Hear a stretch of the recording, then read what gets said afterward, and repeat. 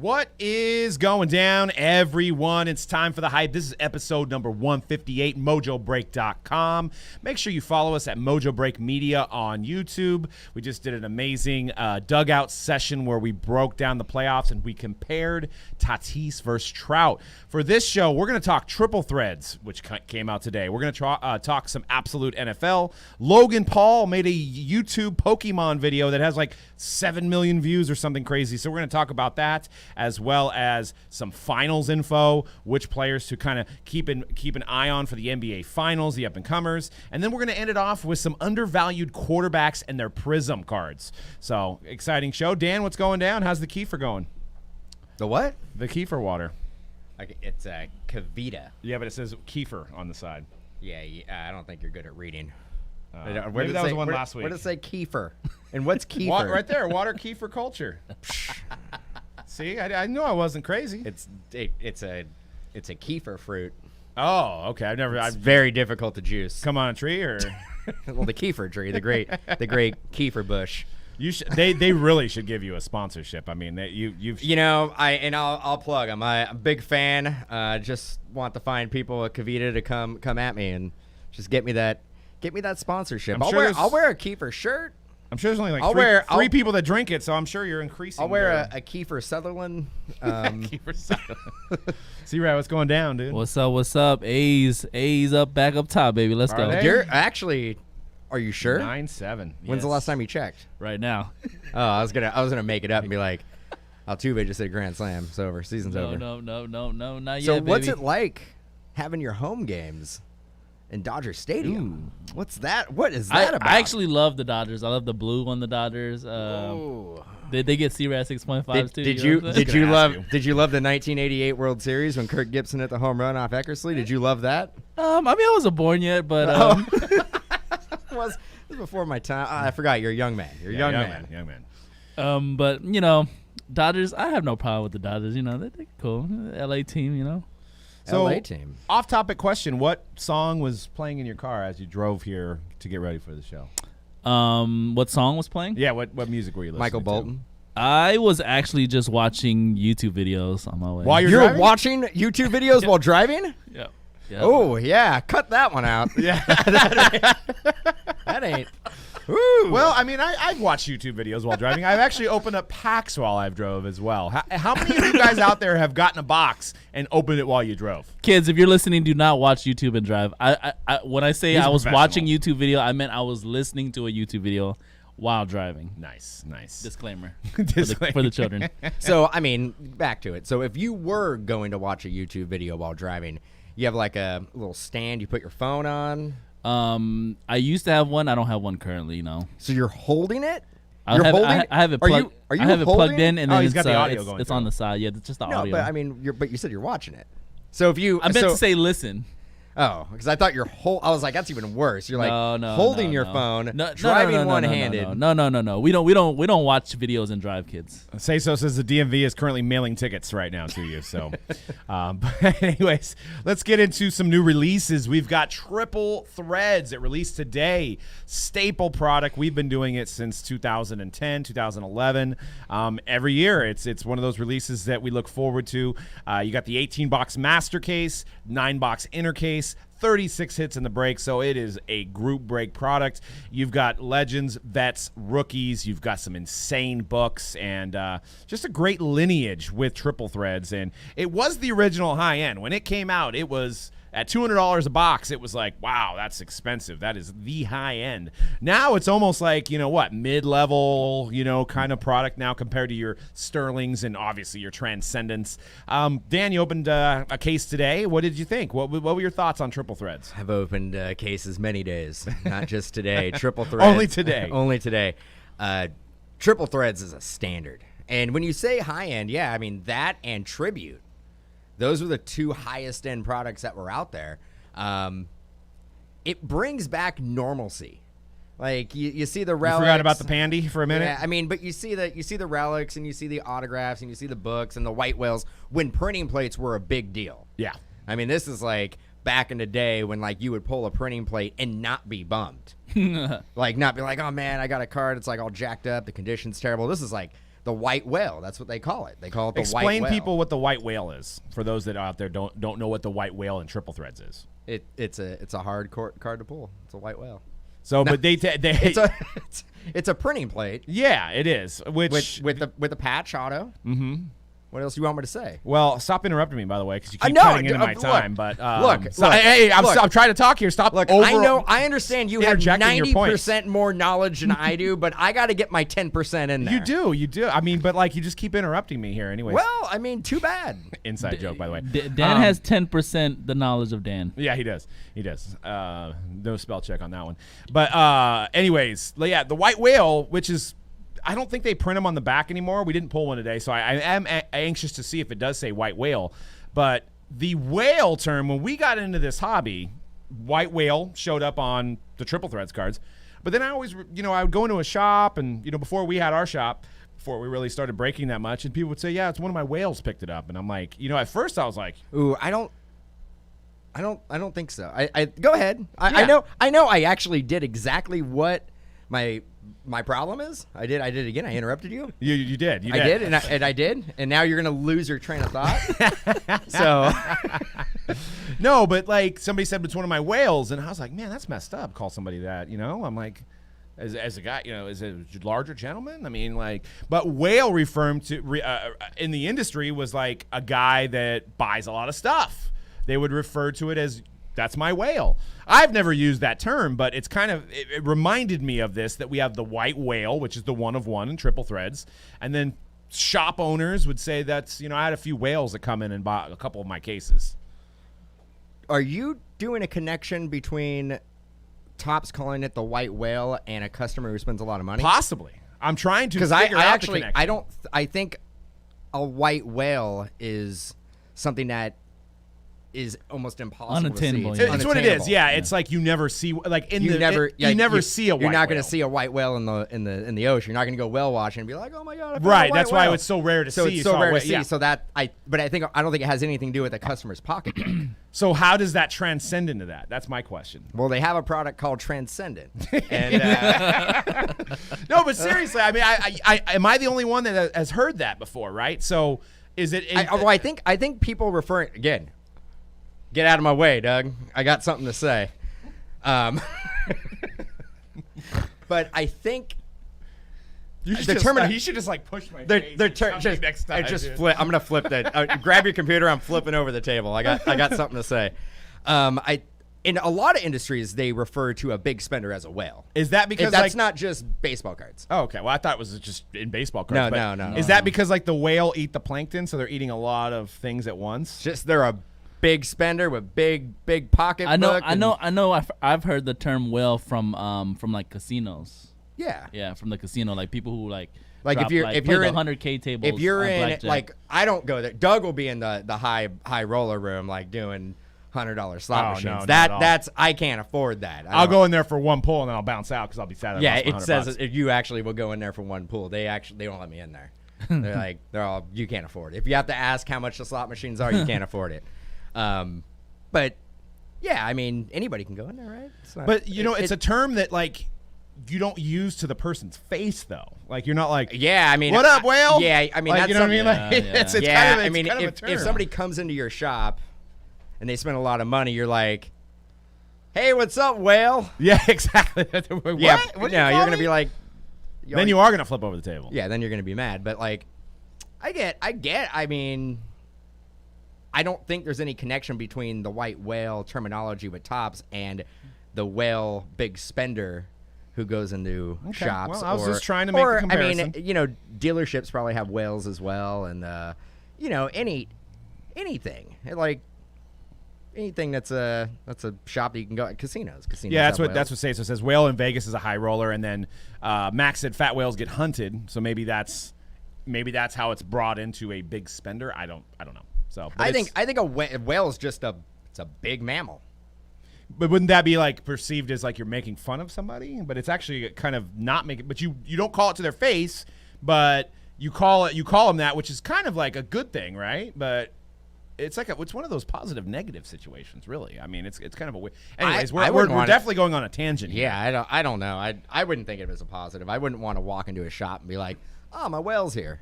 Right, because now you're just being looked at as a monetary. I'm dollar thing, signs. Right? I'm dollar signs. So dollar signs, Dan. Dollar signs, Dan. So triple threads. You excited to break some triple threads today? Always. How many years have you done it now? What, 3, 4, 5? As long as I've been with you guys, yeah.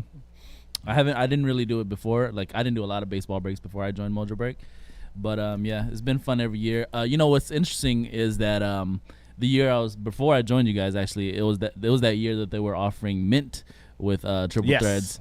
And so I was like, yeah, the distributor hit me up. They're like, you want any triple threads? You got to buy some of this. You could get some of this mint, like if you buy. And I was like, okay, how much is that? Whole lot of money. Whole lot of money. Antonio Brown. I'm good, bro. I think sorry, I interrupted. No, I think we were actually. No. I was done. Now I you're was in your done. head. No, Now you're in your no, head. was done. sorry for the interruption. Back in the day, let me tell you something. Back in the days, 4 years ago. Let me tell you something. Oh, Let me pull back the curtain real quick, show you what's going down. I'm for sure getting an email this time. Pull back the veil, yeah. No, I think it was maybe Doug can help me out because he has all the knowledge. 2016, 2015. I think it was 16 because it was. You know where I'm going? Yeah, with the mint. So the mint. Now, triple threads used to be allocation was non-existent. You could get as much as you want. You order 40 cases, you're getting 40 cases. You ain't backing out. They're gonna hold you to that. You're screwed. But boy, was it expensive. Yeah, it was expensive, and you always lose track. We break it down as inner cases. It really adds up when you order 40 cases because you're like, 40 cases, 40 breaks. Oh, yeah, no problem. Yeah, it's actually 80. 80. Because there's 2 inner, and that really adds up. So back in the day, Topps introduced what they were pushing out is the highest end product ever to come out, especially baseball-wise. It was called the Mint. And in order to get allocated this is when I did combo deals back in the day. When you had to order 3 master cases, so that is 6 inner cases of Topps triple threads. Mm-hmm. That would get you 1 case of the mint. Mm-hmm. And now everybody's like, what are you talking about, this mint? What would you say? The mint was a one and done product, mm-hmm. but it kind of evolved into what we see now with definitive. Yeah, well, the ironic thing about the mint was the cards were dinged up, so they called it like the mint, and they were thick, and they were all dinged. Yeah, that was Topps trying to, because they didn't really do too many black background type products, right? Like, and then the pen on them were bad. If you look at it now and you watch some breaks, they're actually kind of loaded, but based on when it came out, it just wasn't the right time, and so that product dipped to like $400 a box. Yeah, it was a bad deal. Yeah, it was a bad deal, but it was expensive for the time that we were in. Oh yeah, it was. I want to say wholesale. Those prices now though are like. I want to say wholesale was like $800 a box, and we were just like, man, how are we going to do this? And we actually overextended ourselves with the amount of triple threads that we got. We actually had to sell some of the triple threads back. At a loss back to the distributor, which is funny because after we did that, it went up. Yeah, it always does. It always goes up. So later. yeah, it could never win. But yeah, we kind of dug ourselves a little bit of a hole with that. Probably goes down in history as one of the worst purchases by Mojobreak in our 10-year history. The other one would be a combo deal with Donruss Soccer and Flawless Soccer, which we just had it. Which would probably been dope now, right? Kick ourselves in the butt on that as well. We could have all had just Teslas on the profit. Tessie. It would have been Tessie whips. Like, you basically bring Donruss cases to the Tessie dealership. You're just leaving with a whip. It's insane. Sucks. Bad idea or bad foresight. But we can't see. Nobody sees the future. Getting back to the main draw with the mint. I don't even know why I'm talking about the mint. I just love the mint. It was get you a case of that now. You can't find it. I don't think it was the batting gloves. The batting glove relics were the main draw on that product, and they were really nice. Small checklist on the batting gloves though, and you got some terrible guys. Was bad, yeah. There were some terrible players who are probably not even in the league anymore, but that was the main draw.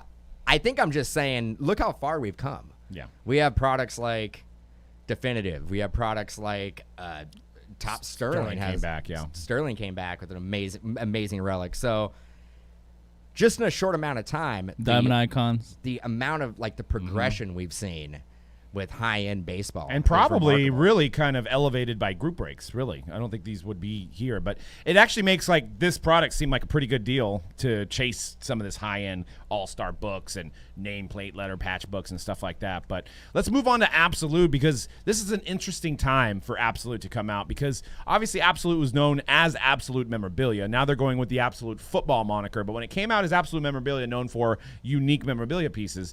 But I think the big draw now, as you can see, the base cards look great. The big draw now is the Kaboom, right? So we pulled one today. We pulled a Justin Herbert. And Gary V was out there talking about how Kabooms could be the next big thing, like the Silver Prism. So comic type cards is what he was saying. Right. So the Marvels, and I think the Kaboom kind of falls in line with that. It'll be really interesting to see. One, I don't know if they're coming in a master case, if there's one in each inner case. I don't know, because we got one in our first, so we'll see in the second one if you get a Kaboom. And will also be interesting to see how these perform in the parallel era. I think we can safely call this year the NFL parallel era. So this speaks right to it.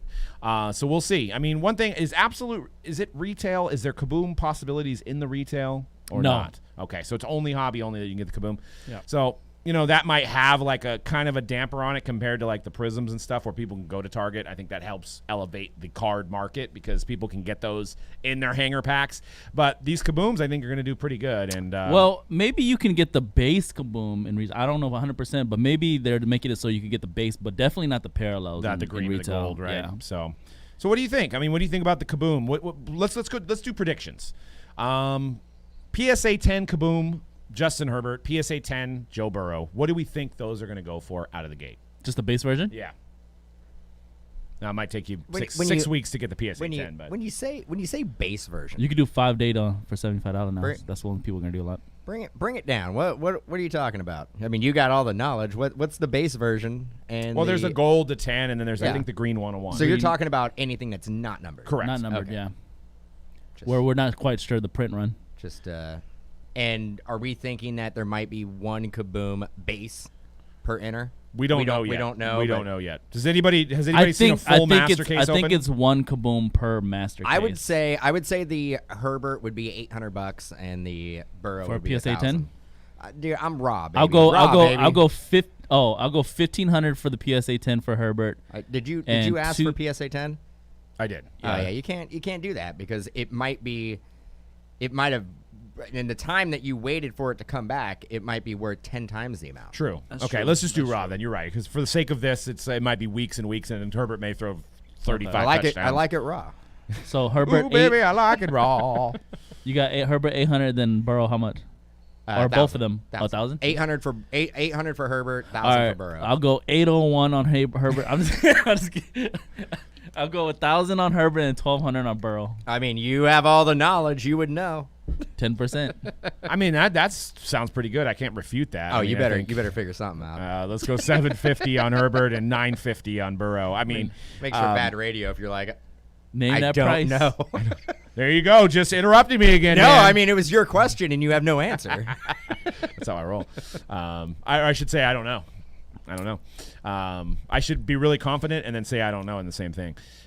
Double that for a 6.5, yes. And then Max brings up the point of, are these going to show up in Kaboom packs, which they probably will, but it'll be a different picture. Yeah. So that might muddy the waters a little bit, right? That's got to devalue it, right? Yeah, I mean, in a perfect world, if you're buying the Kaboom Justin Herbert or you're buying the Kaboom Kyle or any of these guys, you probably don't want to see the Kaboom. If I had a guess, I would say even with the Kaboom packs, the absolute ones should hold their value over the Kaboom pack ones because just the fact that they are a case hit and you're only getting one of them in a master case, so. There's already a couple on eBay. There's a Clyde the Glide for $4.99, a Jerry Jeudy for $4.99. I don't see any of the quarterbacks. Here's a Justin Herbert, $1,000 at best offer. Woo, let's go. $1,000 at best offer. Yeah, I mean that's the best. I bet I could put $800 right there, and then we'd have a completed listing, and bam, I'd be right on. You think so? Yeah. So far, I'm right now because it's up there for 1,000. So that's it so far on early listings. There is a Jalen Hurts to 10 and a Bridgewater to 10. I think it actually says in that Herbert for $1,000 in the title. It says C-Rad said on the hype that this card's worth $1,000. You're right. How the heck did that happen? I know, so fast? it's crazy. Jesus it's Christ, crazy. real time. Real time. So yeah, there's the golds look fantastic though. I will say that. There's a nice gold kaboom of Jalen Hurts online right now on the line. So ooh, the golds do look pretty dope. They do. I mean, they're going to be tough to pull, but what's a gold Herbert go for? A Tesla.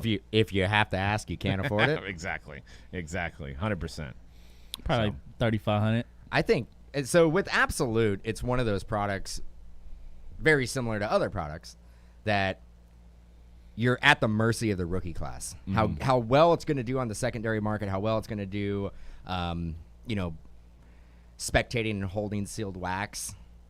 It really depends, and we're in a good rookie class for quarterbacks. Yeah. So I think that's why you're seeing out of the gate a lot of these boxes and singles going for so much, because the value is there because of the quarterback class. And they're performing. We have 2 quarterbacks that are performing well, and we have a third one that hasn't played yet. Probably any week now will probably get the nod in Miami. Yep. Yeah. Also, I will say from previous years of Absolute, just knowing the product, ripping up all these past recent years, it actually is a decent product to get not just rookie stuff, but actually vet stuff. They actually load it up pretty nicely with the vets usually. Now, I haven't opened up any this year, but previous years they would put top vets from previous years. So, you know what I would do away with Absolute? And Doug was actually previewing one of them. That Daniel Jones card. Yeah. Those NFL Shield football from the rookie photo shoot. I can do away with those. Well, where are they from now? I actually like those cards. I get they look cool, but I mean, it's unique. It's unique, but you know where that ball's from. Yeah. Well, now. But if did they send Clyde Edwards-Helaire 15 footballs to hold? I doubt it. Just throw him in his I doubt it. During the pandemic, they had to just, some player touched it. Maybe, I don't know. No, but the Daniel Jones there is probably from last year's rookie photo shoot. Right. Well, this is, how Panini does their mock-ups, which really does irritate me. I get it because they have to do the mock-ups early. It does have a rookie It card. does, Yeah. but they use the like same thing with the Drew Lock that we showed. That is this year's design, but it's a Drew Lock rookie. So on their sell sheet, they don't have the photos yet when they make the sell sheet. Yeah, that could confuse people who don't really pay attention all the time. to the. So I try to, when I put up breaks, I try not to use those photos because I'm like, yeah. oh, am I going to get a Drew Lock rookie card in 2020? No, you're not. That's just a mock-up. So that's the same thing with the Daniel Jones. That's what the card's going to look like, but it's going to be Burrow or the rookie premier guys. All I'm saying is I can do without the ball relics. Yeah. Ooh. Yeah. I could do without a lot of balls too. So, but yeah, dude. But these that was I handed that to you. It was a softball. I did. It was I a knocked softball. it out I'm like of the park. serving it up. There you go, Doug. Especially if they had Danny. No, I'm just kidding. But yeah, these obviously are not thrown around the field like they would be at a normal rookie premiere. So they're just literally. It's almost at the point where it's like a manufactured patch, right? It's like a manufactured patch, which collectors still enjoy. Still from enjoy Upper them, Deck. yeah. Like they look cool, like from Upper Deck Hockey, like all those manufactured patches, and even when they were doing it for basketball, right? Yep. Yep. So what do you think Color Blast, Burrow, or Herbert go for then? Wow, that's a good question. $1 million. Whew. When Prism comes out. We pivot to We Prism? did, but that's a great question because that might be the most sought-after parallel of the year, right? Creme de la creme. It is. And it depends on how often they make them fall. I think in the past it was like 1 every 10 cases. Well, last year's Prism, were they in last year's Prism football? Or were they in last year's Spectra? They were in last year's Prism football, I believe, right? They were, but you just don't even see. I think we pulled like one in one baseball. Or two. Yeah. We pulled 1 or 2 in football, not very many. And they had them in basketball. What product were they in? Spectra. Extremely Yeah. hard to hit, too. Okay, so they were not in Prism. No. And football puts them in. They're putting them in Prism. Correct. And maybe Spectra. Who knows? Maybe they'll get continuation. 2 of them. Man, yeah, I'm saying probably at least $5K on the main guys, right? Out the gate. Yeah, easy. Mm-hmm. Yeah. Like It's ridiculous that you guys literally are just like nonchalantly just like 5K. Yeah, easy. No problem. Does that card have an autograph on it? Nope. Is it numbered? We're in the parallel era, Dan. You gotta get. Does it got a relic? You gotta get with the parallel era, dude. Just a piece of cardboard, not numbered cardboard. Like money's being printed. You know what I'm saying? I love the nonchalant, just like. I mean, it is a couple wise men that have been in this hobby longer than me. Some of them are a little bit scared of sets like that because them not being numbered. You don't know how many are made. You don't know if any of them are held back. You don't know how many. I'm saying if they decide to make more later. I'm not saying that's happening. It probably isn't. But sometimes like if I'm going to spend $5 to $10K, I want my card to be numbered. But they're not. Maybe and for me, if I'm going to spend $5 to $10K. Even if it's not numbered, I kind of feel like I want to at least know what the run is. Print run is, yeah. Well, I mean, you know what I mean? But that actually puts everybody who does a fair amount of breaks at an advantage. Because you're going to open up 10, 15, 20 cases of Prism. Yeah. You're going to know how hard it is to pull them. So in your mind, you're like, I know that this card is super short printed. But the average collector is not going to rip 20 cases, so they're really not going to know. But they're gonna probably watch 20 cases. Maybe. But like, I just think that like Doug was saying, there's the uncertainty of but there's also that mystique to it. Yep. Like, if it's not numbered, is it 10? Is it 15? Is it 20? That is part of the fun. But you're really like obviously you're gambling at that point, like trying to figure out like what you think the print run is going to be. Yeah, and Michael Ham with some great points in the chat. We appreciate that. It says, like the Genesis cards, we have no idea how many there are. We know they're rare, but how rare? Panini doesn't put numbers on a lot of colored cards, so we don't know what the true print runs are. Yeah, sorry. I didn't want to cut you off like Dan. Whoa, guys. It's contagious now. Hey, look, there's only one guy who can cut people off with tons of knowledge, and that's this guy.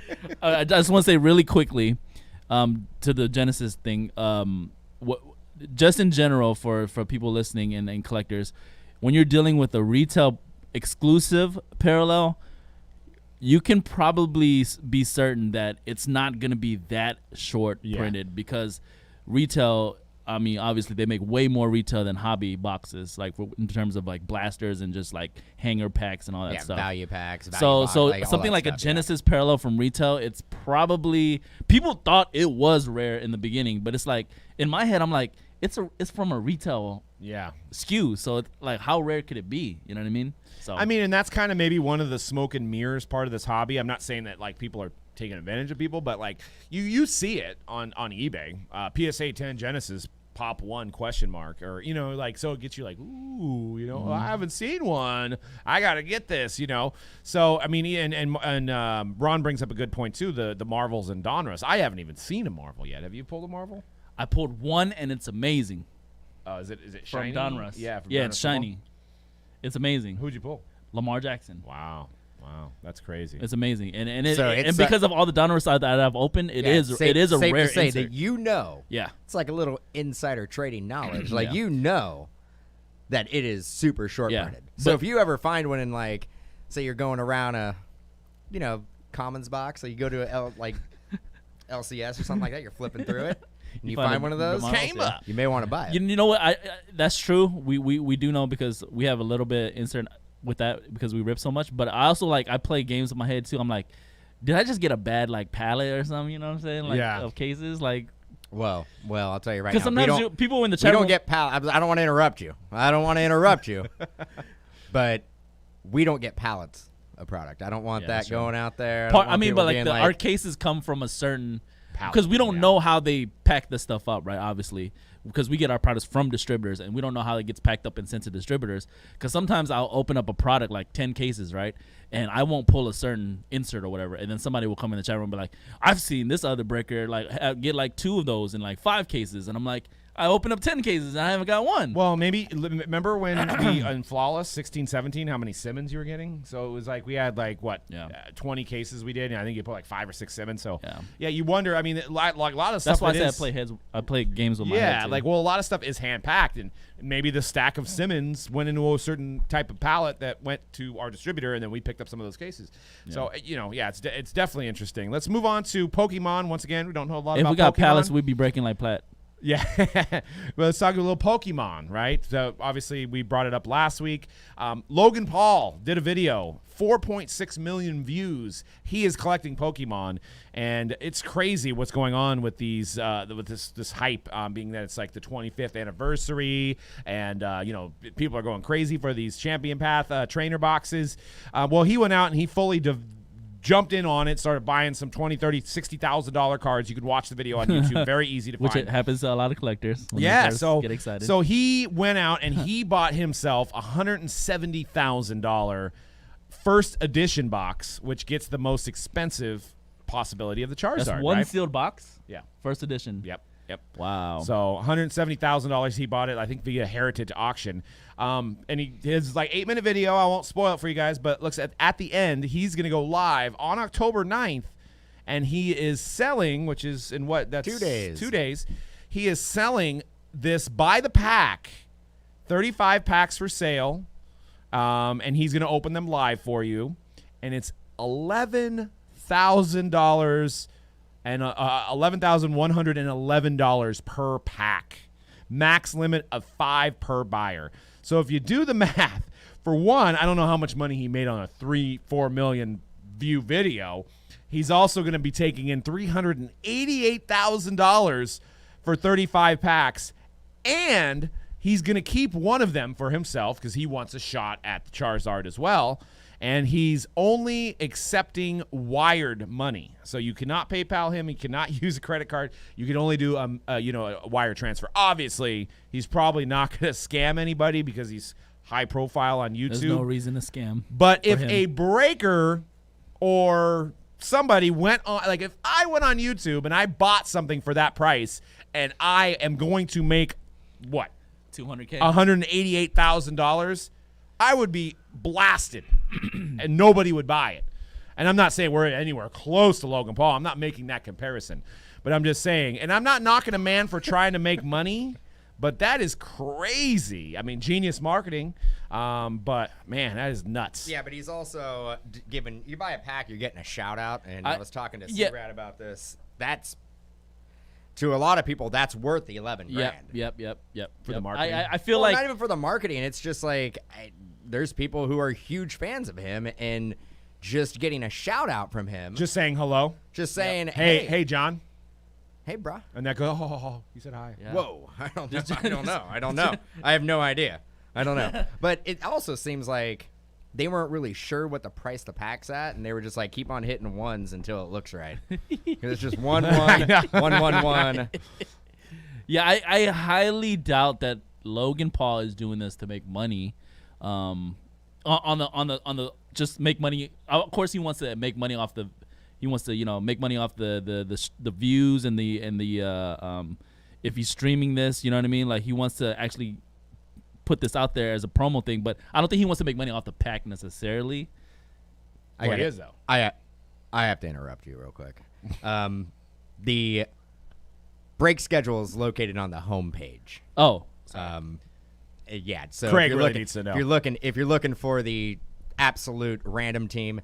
Oh no, I died. Case number one, PYT already happened. But if you're looking for a random team, think he's looking for random. I know we're the show and the content screeching halt right now. I'm sorry. I'm sorry for interrupting, but I felt like I had to do my due diligence and acknowledge people in the chat. Yeah, so, you gotta let them know. So go ahead. You were saying again? No, I think somebody in Logan Paul's team was like we need to obviously like price this at whatever they felt like they needed to price it at. But I don't think Logan Paul was like, yo, I'm gonna make this quick $200K real quick off of the Pokemon packs. Yeah, I mean we don't even know how much money he made in ad revenue for the 8-minute video content he put up there. Right. That may have been way more than the $200,000 to him is like you were saying before. Like it's nothing. It's nothing to somebody like Logan Paul. Yeah, but he also ain't the business to lose money. Yeah, you don't see him. You don't see him going out there and being like, I'm going to go ahead and give back to everybody, and I'm just going to go ahead and sell them for $3,000 a pack and lose money. Well, he ain't trying to do that. Yeah. He could with the money that he made on the ad revenue, but that's bad business. Mm-hmm. But again, if Doug did that, he'd get hated. You're not for the hobby. Yeah, you're. So But maybe there is a different. I'm sure he's getting hated here. I'm trying to go through the comments, but he has. I mean, geez, he has how many freaking comments on it? He has 19,245 comments on this video. And very, very similar to the Mojobreak YouTube streams as well. We may have not got 19,000 in 10 years, bro. Very, very similar. I go on his and I go on Mojobreak's. Very parallel with the content. Well, here's also that on this next slide here, it has, and maybe these aren't exactly the right cards, but they look like it. A PSA 5 Charizard first edition sold for only $13,000. So a 200K Charizard has to be a 10, correct? So if you're lucky enough, and I know maybe this isn't the point of this isn't to gamble, but it seems like the odds are really stacked up against you if you're paying $11,000 from a gambling aspect. You're getting that shout out though. So we talked about this last week, and I don't know. I know I claim I know everything about everything, but I don't know anything about Pokemon. I don't know either. That's why I was asking you. There is foil parallels, and those are the ones that people want. There's one foil per pack, maybe. The Charizard, is there I'm saying, is there a base Charizard? So the Charizard is only a foil. Only a foil. Yeah. There's no regular base version. Okay, so these that we're seeing that are. There's also the shadow, and shadow. Yeah. Right. So like, there's a shadow or not a shadow, and one is worth more than the other. The shadow's on the actual drawing itself. He went over that. But in terms of like foil and no foil, it's always a foil for the Charizard. Okay. So there's just no base Charizard that would be worth less, but still worth a lot of money. Yeah. I mean, there is one on eBay, Holy Grail Charizard Holo First Edition PSA 10. Somebody's trying to sell for $350,000. Obviously, they hasn't sold, but that I assume would be the Holy Grail. Be getting that in a 10. That's the card you want to be holding, just like a Jordan rookie. Charizard rookie, 1999. What were these boxes originally selling for? They had to be like $50. I right? was buying packs in 1999 for like $3. Wow, that's crazy. At the GameStop. I mean, if you could just that crystal ball right there, man. Crystal ball, just clear them out, just hold on to them. I mean, what's a pack? I mean, a pack goes for $11,000. Yeah, $3 to $11,000. I mean, those are the type of investments I like. I don't know about you. He does, Ron. Ron says he actually and watch the video, and he's more of an expert than we are. But he explains the difference in all the shadowless, and then the different grading and stuff like that. So great video by Logan Paul. I'm not knocking that. I'm just analyzing it from I'm just analyzing it from a standpoint of like the break portion of it, like $11,000 a pack. Yeah, we wouldn't be able to get away with that. No, not that we would ever do it that way, but like it's just crazy to me that like it'd be like selling a National Treasures case at like $150K. Like you're not even if you get a Luka, it's going to be like, unless you get a top grade, it's only going to be like a $40,000-$50,000 card, right? So it's like you're almost set up to lose at this point. Then again, isn't that how? Now I don't have any knowledge of like the people who do vintage and stuff, how their business works, but you're buying these packs and boxes at already high cost, and you obviously are in the business to make money, so you are going over technically what the retail market cost of it is, right? To sell these packs individually when you buy the sealed boxes, right? Yes, I got actually. You bring up a good point, because at the National they were doing, and this was like 2-3 years ago. We got offered to buy a pack of Cleveland. Yeah, Cleveland. We got offered to buy a pack of 86, 87 Fleer. So breakers were on the main stage, and they were selling a box of 86, 87 Fleer by the pack. I believe there was 36 packs in the box, and it was I think it was 24. Was it 2,400 a pack? I think so. It was $2,400 a pack, and at the time, the PSA 8 Jordan was $2,200. So I was like, "There's 4 Jordans in the box, right? On average, 3 to 4 Jordans. Okay. And you gotta hope that you not only get the Jordan, but then you gotta hope that you get at least a PSA 8. So I was like, that's terrible. I mean, I know people pay for the experience, but at some point you gotta realize, man, my odds of ever coming out in this deal are like 1 in a million, right? So that's kind of what I'm comparing it to here, is that $11,000 you got to get a Gem 10 Charizard, or just PSA 5. But we might actually. To hit big, right? Yeah, and watching Logan Paul's video, it really does seem that Pokemon has never really gone away. Never. It's always done well. It's a Nintendo thing. We might be on an incline in Pokemon cards, and maybe even the older. I feel like this is just the start, bro. Just the beginning. This is just the beginning of Pokemon. And I'm glad you said that, because I'm like, at $170, and I'm $170,000, not $170. Could it be a good long-term investment to go buy a sealed first edition Pokemon? At 170. At 170,000. I said it. This is the thing too. Like back. I think it actually. Sorry for interrupting again. No problem. I think it might actually be one of the best long-term investments you can make right now. Probably. I agree with that. No, go ahead. I'm up in the air. The 86 Flair thing, like you obviously you made a great point like that. You could just buy that Jordan because it's guaranteed, right? Instead of buying into the pack. Maybe people are also looking at when they're buying into something like that.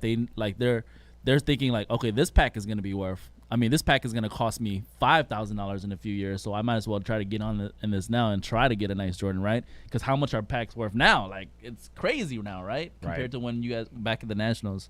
So well, and you got Michael once again with a great point here. Says think about the hype around Logan Paul Charizard. You grade it, and just from the event, it's legendary, right? So then I guess from that point, you have that adds some value. You have the Charizard that Logan Paul pulled.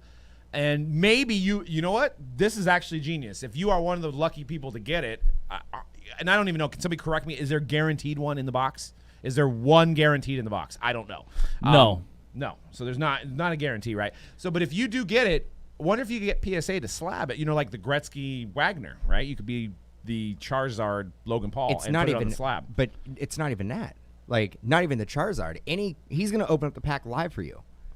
Every card that's pulled out of there was pulled by Logan Paul. You get all of them graded, and you're like, this was pulled by Logan Paul. Set. Yeah, let's buy it then. I'm gonna go over there now. I didn't say Split that. Split 3 ways. Let's do it. I ain't got that. It might be sold out. Who knows? Hold on. Let me sell my Brandon Clark collection, so I can buy into this Pokemon break. But then you're giving up on BC. But BC who's longer term? All right. Who has longer term value? Brandon Clark or Pikachu? Let's compare. Who's gonna score more? Who's gonna win more championships? Charizard or Brandon Clark? Brandon Clark, baby. Let's break it down. Hot topic. Hot take. Somebody like Gary's V has said it, and there's somebody that came in the room over the weekend that said it, and I've said it a couple times. It's like, Pokemon don't tear their ACL, you know what I'm saying, in terms of investments. But I was like, you get caught with a Pokemon card as a grown man in public, you might be tearing some ACLs. Yeah, no doubt. Well, let's move on to some sports. You guys, people are like, man, man, I wanted to just sit here and roll another 45 minutes of Pokemon. Well, the NBA Finals are here, and LeBron's crying his way to another title. But we got some guys to talk about other than LeBron and their card prices. So you've got Tyler Hero on fire. You have Anthony Davis on fire. And we look at Tyler Hero, and I wanted to have a conversation because this one interests me a lot. A recent sale of a 1-of-1 Black Prism 9.5, $13,000, right? Wow. Black Prism, that's crazy. I mean, I think the Trey Young that we pulled sold for less than that. 6 or 7 or something. Yeah. And then silvers are trending around, and they're probably up past that now, but silvers are trending around $1,200 in a PSA 10. Long term, is Tyler Hero a guy that you think people should invest in? Long term. If he's a Steph caliber type of player, I would say yes, but that all depends on how much you like him, right? Like we always talk about, if you feel like he has the ceiling of a Steph Curry, then absolutely, then that was a good time to buy him. But if not, if you're not that big of a believer in him, then these prices are, it's like any of these other guys that people are gambling on, like like a MPJ and anybody really, so. Yeah, and Ziggy, what's up, Ziggy? Thanks for all the comments, man. We appreciate you putting in that work, man. NTRPA sold for $40K on eBay. I mean, we're getting close that's Luka's level, right? That's what I'm saying. When the season first started and he was blown up his sophomore year, that's how much Luka RPAs jumped from. They jumped from 15K to 40K. So we're talking about Tyler Hero being on Luka's. Now Luka's is now like a $200,000 RPA that we've seen. But it jumped from 15K over last summer to the fall of 2019 being 40K. So Tyler Hero is is on Luka's level now. But I understand the market is like, like people are spending more on I'm these. not a big believer in Tyler Hero. I don't know. It's Jimmy. I mean, I don't know if it's going to always be Jimmy Butler's team, but right now it's Jimmy Butler's team. Jimmy Butler's rookie and 12-13 as well. At least his cards are. I don't know. I don't see it with Tyler Hero. I just don't see it. I feel like it's like we're in the moment in this hobby right now, and that is the only rookie really to collect that's currently playing. Because I don't think Talon Horton Tucker's playing. He may not even be on the roster. You have Kendrick Nunn, who didn't really show up much in the finals yet. I mean, obviously during the regular season he did. So I think collectors are like, well, Zion and Ja are not playing. I got something to buy. And I feel like you're getting a boost from that right now because it's literally the only game on. No, that's definitely happening. That's definitely happening. Sebastian was reading my mind. I'm like, can we just go back to Pokemon? Yeah. Like, $40,000 for a Tyler Hero RPA. You're out of unheard of. You're out of your mind. You are out of your mind. Somebody actually put a poor man's Klay Thompson. I think Klay Thompson. I think Klay Thompson's a better player. Klay Thompson has more championships. Granted, Klay Thompson a little older, been in the league longer. Just getting off an ACL injury. But yeah, I don't see that comparison actually. I don't see it. Klay Thompson his cards have never even got close to that level. Like, what can you get a Klay Thompson RPA for? $5,000 maybe? And that's like maybe like 10. I think it might be less than. It's granted those ones are numbered at $199. $199. Yeah, it's a double true. rookie. It might be like 5 to 10. Then in between there, I bet you, in between that range. I mean, in the grand scheme of NBA players, you got to put him. You can't even put him in the Klay Thompson category yet. Not yet. He's flashier though. He's definitely flashier. He's flashier. He Absolutely. needs to play more. We're talking 1 year. Yeah. He wasn't even really starting the whole season. Now I will say in Tyler Hero's defense, because like watching him play in these playoffs, he has been pretty spectacular for a rookie in his first year. I'll say that. You want to put it in numbers? I'll say if you buy his cards right now, you have about a 5% of seeing an increase in the future. Yeah. You have a 95% of it decreasing and a 5% of it increasing. If I had to throw numbers out there, probably going to get blasted for that because he's in the finals. I get it. He's a good player. He can definitely ball out. He's not the reason they're No, in the you're not going to get finals, blasted because he has to, at this point, in order for these numbers to go up, he has to, like I said, he has to be a Steph Curry caliber type player where he has to win some MVPs. He has to win some championships. MVPs will be a start. Let's see if he can get there first. But obviously the what Doug was saying is right. It's the hype from being the only rookie left in the playoffs. Obviously, people are always looking for something to flip. So, but you can probably go back and buy a Jimmy Butler RPA for a lot cheaper. Yeah. So you look at that Miami Heat team, and you look at them, and you're like, is Tyler Hero the best player on their team? Tyler Hero might be the third best player on their team. Yeah. Why is he commanding $40,000 for an RPA? Yeah, and I think Jimmy Butler's RPA is up there like that. He's up there like 20, 30. I don't think it, but still, I mean, Jimmy Butler is a proven player in the league. But he's got Jimmy Butler. You got to put in the top 10 players in basketball right now. But people do look at this. This is the thing too. We got to consider if people look at his career thus far as well, where people we only have 1 year of data on Tyler Hero, so people are gambling. But are we looking at the data from Luka and saying, hey, look what Luka did and how much cards his went up his sophomore year? I'm going to get in right now the bottom floor of $40,000 to get into Tyler Hero because it's going to go up to $200,000. Is that the mindset that we have? Yes, it is. That is the mindset. No, he said no. You said yes. Yeah. What I'm going to say is it's about that flip life, and I think what's happening is that everybody herds towards one guy, which obviously makes the price go up and up and up, and it doesn't even matter their talent or level. It's just a monetary piece of paper that they're trying to make more money off of, and at some point it's going to crash down and you don't want to be stuck holding it, right? So unless he comes out and he does perform and he becomes legend, and but that's just so far fetched. I think he got 5% chance of it increasing. Yeah, 5%. Well, we're getting close on time, and so we we're still going have back to Pokemon. We still have topics. We have a whole quarterback topic that we're gonna have to blow through.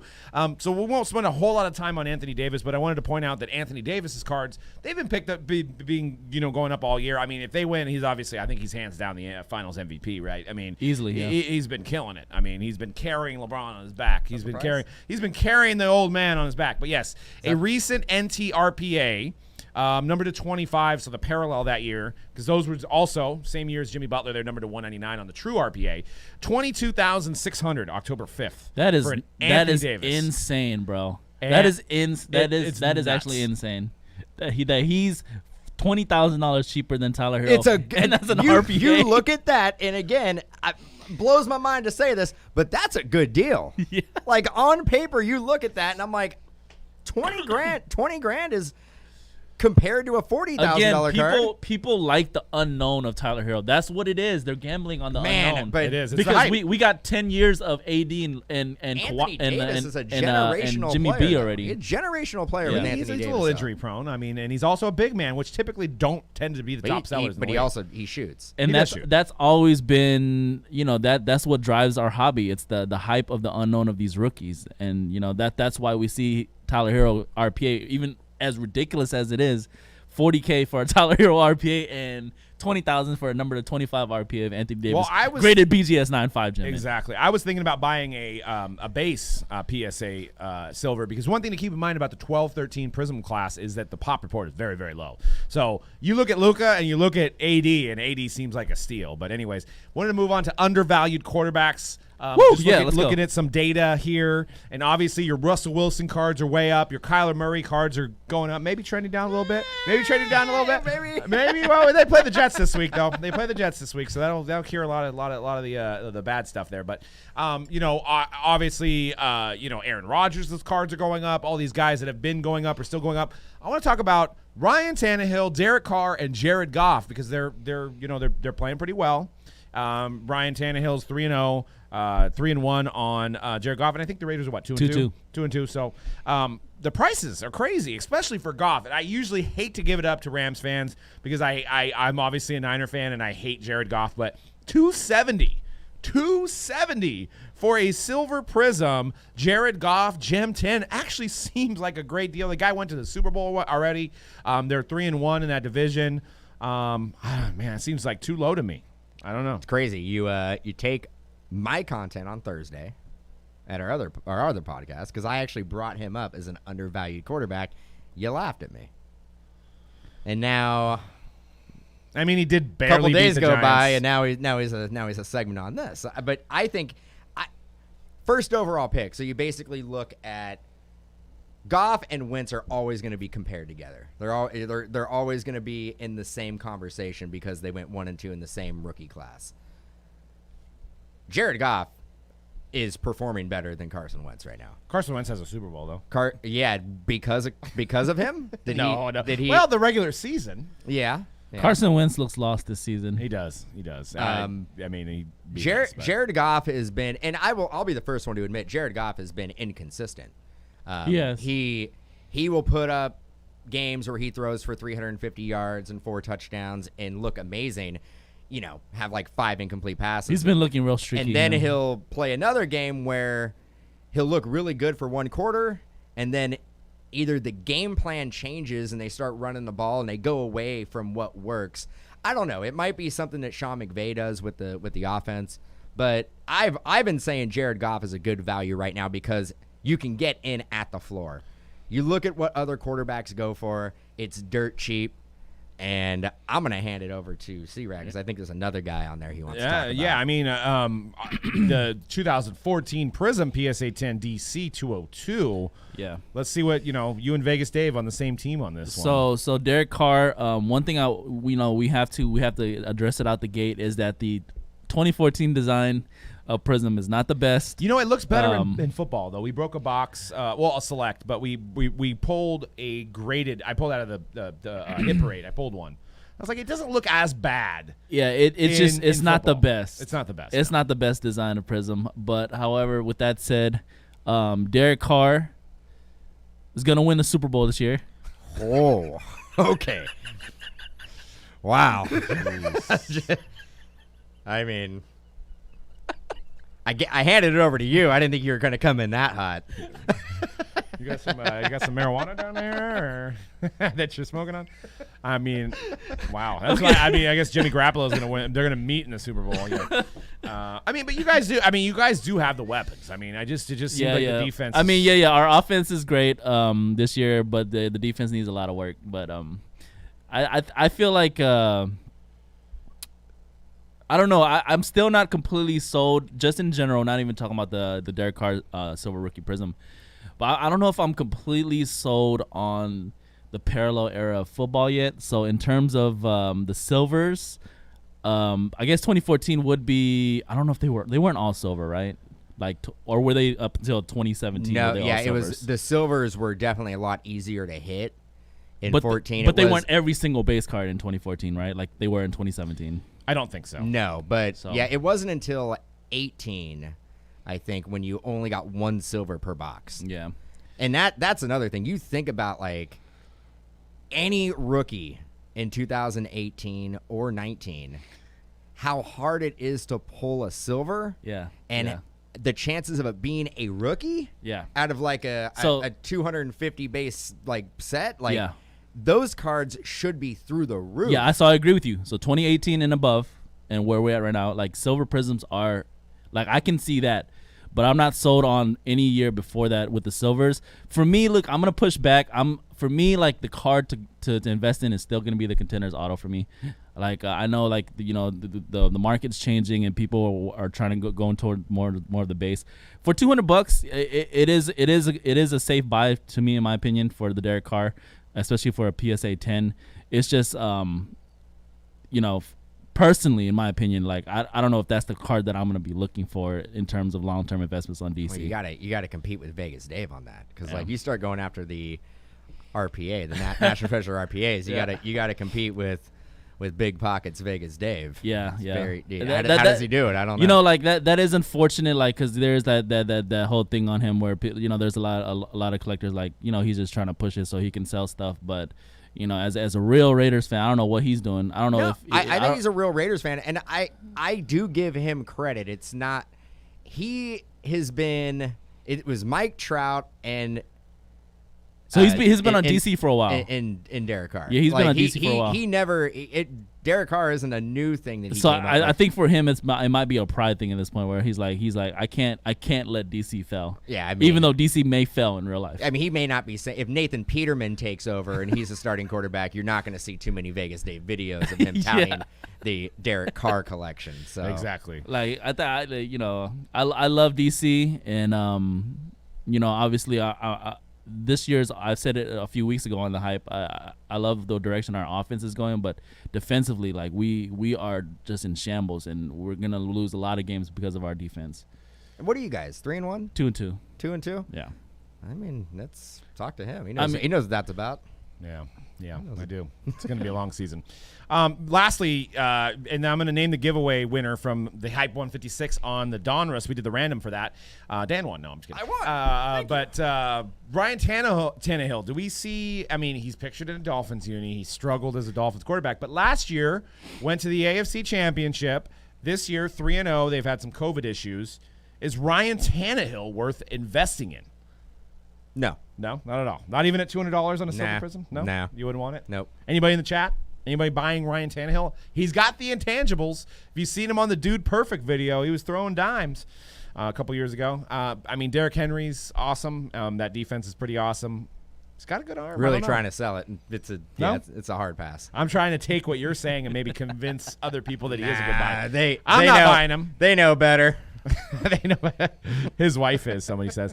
All right. So winner from episode number 156 for the Donruss box, please send us an email and claim your prize is William Diego. Thank you for commenting. We have another giveaway coming up, too. We'll announce next week for the break credits. But that's all we got, guys. Make sure you follow us at Mojobreak Media. Hit that subscribe. Smash that bell notification. We're up past 1,000 subscribers. We want to keep growing this thing. I think we're going to actually be doing some non-sport stuff coming up. We're going to maybe do some reaction videos with music that we enjoy, just because that's just stuff that we like to do. Maybe change it up. You know, we're talking about Pokemon here, so we'll preface those videos by saying this is not a sports card video, though. So if you don't want to watch us talking about music videos, then don't tune in. But anyways, so we got stuff coming up down the pipeline, but make sure you subscribe to us on Mojobreak Media. If you're watching live, you're currently on our Mojobreak channel where all the breaks happen. But if you're watching live, head on over to the Mojobreak Media and hit that subscribe. Follow us on Twitter at Mojobreak_com and Mojobreak_M on Twitter for Mojobreak Media content. And that is it for the day. Thanks, guys, for tuning in. We'll see you next week on 159. Peace out.